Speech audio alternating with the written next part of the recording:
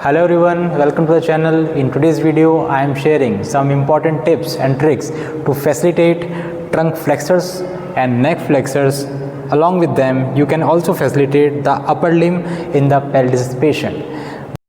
तो मान लेते हैं कि ये पेशेंट है जो कि राइट साइड हेमिप्लीजिया का पेशेंट है, मतलब कि राइट साइड में ताकत कम है। तो हम ऐसी कौन सी टिप्स यूज़ कर सकते हैं जिससे कि हम राइट साइड के ट्रंक फ्लेक्सर्स, नेक फ्लेक्सर्स और साथ में अपर लिम्ब को ट्रेन कर पाएँ। तो देखते हैं, अगर मैं मान लूँ ऐसे कि ये पेशेंट है और इसको मैंने अनअफेक्टेड साइड इस तरह लीन कर दिया, इस तरह से, मतलब अनअफेक्टेड साइड पेशेंट को मैंने इस तरह से बैठा दिया।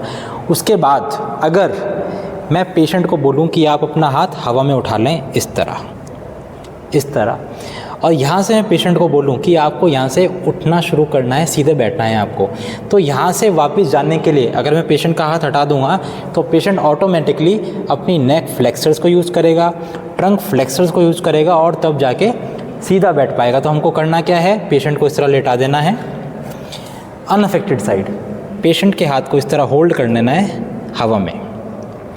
अब ये ध्यान रखना है कि पेशेंट अपने हाथ से थेरेपिस्ट के हाथ में पुश ना करे, साथ साथ पेशेंट को बोलना है कि आपको सीधा होने की, बैठने की कोशिश करनी है। तो ऑटोमेटिकली पेशेंट अपने अफेक्टेड साइड के नेक फ्लेक्सर्स और ट्रंक फ्लेक्सर्स को यूज़ करेगा सीधा बैठने के लिए। नहीं तो पेशेंट क्या करता है, वो अपने अनअफेक्टेड साइड से पुश करके उठ जाएगा इस तरह। तो इसको बचाने के लिए कि वो अपने अनअफेक्टेड साइड से पुश ना करे, पेशेंट के हाथ को आपको हवा में रख देना है इस तरह, और अब पेशेंट को कमांड देनी कि आपको सीधा होकर बैठना है, बैठिए।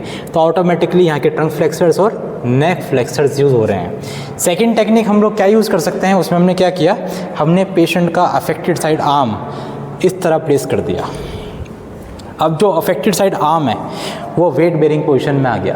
तो जैसे ही वेट बेरिंग स्टार्ट होती है तो जॉइंट्स में अप्रॉक्सीमेशन बढ़ता है। तो वो भी एक बहुत अच्छा टेक्निक है जिससे कि आप मसल्स को और जॉइंट को फैसिलिटेट करें। उसके बाद पेशेंट को बोलना क्या है, अब आपको अपने हाथ पे पुश करके बैठना है, पुश करके इस तरह। फिर से हमने पेशेंट को इस तरह बैठा दिया। जब हम पेशेंट को अनअफेक्टेड साइड हमने लीन किया था तो हमने पेशेंट का हाथ बेड से हटा लिया था, क्योंकि हम चाहते थे कि पेशेंट का अनअफेक्टेड साइड का नेक और ट्रंक फैसिलिटेट हो। अब यहाँ से हम कैसे फैसिलिटेट कर रहे हैं कि हम यहाँ से पुशिंग एक्टिविटी कराएं। तो जब पेशेंट पुश करेगा तो automatically shoulder depressor, elbow extensors और रिस्ट एक्सटेंसर वर्क कर रहे हैं। तो फिर से एक बार करते हैं हम, पुश करके उठिए दिस एंड वापस, फिर से पुश करके उठना है आपको नीचे, पुश करते हुए ऊपर उठ जाइए धक्का मारते हुए एंड रिलैक्स। तो अगर हम पेशेंट को अनअफेक्टेड साइड लीन कर रहे हैं तो पेशेंट का हाथ आपको बेड से हटा देना है। उसके बाद पेशेंट जब भी उठने की कोशिश करेगा तो अपने अफेक्टेड साइड के नेक फ्लेक्सर और ट्रंक फ्लेक्सर को यूज़ करेगा। और अगर आपको इधर के अपर लिम्ब को ट्रेन करना है तो आपको पेशेंट को अफेक्टेड साइड ही लीन कर देना है। उसके बाद पेशेंट को बोलना है पुश करके वो सीधा बैठने की कोशिश करे। तो अगर आप इसी टिप्स को यूज़ करके और एक्सरसाइज भी डिज़ाइन करेंगे तो और अच्छी इफेक्टिव एक्सरसाइज हो जाएगी। जैसे हम मान लेते हैं कि पेशेंट को मैंने इस तरह से लीन कर दिया। अब मैंने पेशेंट को बोला कि आपको अपने सही हाथ से अपना फ़ोन, मेरा फ़ोन पकड़ना है, पकड़िए फ़ोन। तो पकड़ने के लिए ऑटोमेटिकली पेशेंट को यहाँ पे धक्का मारना पड़ेगा, क्योंकि पेशेंट जब तक उठेगा ही नहीं तब तक वो अपनी कमर सीधी नहीं कर पाएगा। तो हमने क्या किया, पेशेंट को एक ऐसी एक्टिविटी दी जिसमें कि ऑटोमेटिकली उसको अपने हैंड को पुश करना पड़े, उठना पड़े। तो हमने पेशेंट के हाथ के ऊपर एक हाथ इस तरह रख लिया, पेशेंट को एक एक्टिविटी दी कि वो मेरा फ़ोन चेज़ करे और ऑटोमेटिकली पेशेंट पुश करके उठ गया।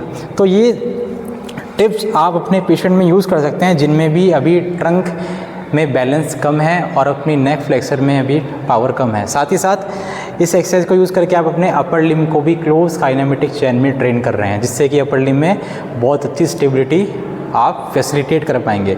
तो इन टेक्निक्स को आप ज़रूर ट्राई कीजिए अपने पैरालिसिस के पेशेंट में, और अपने फीडबैक हमको कमेंट सेक्शन में ज़रूर बताइए। Till then stay connected and thank you.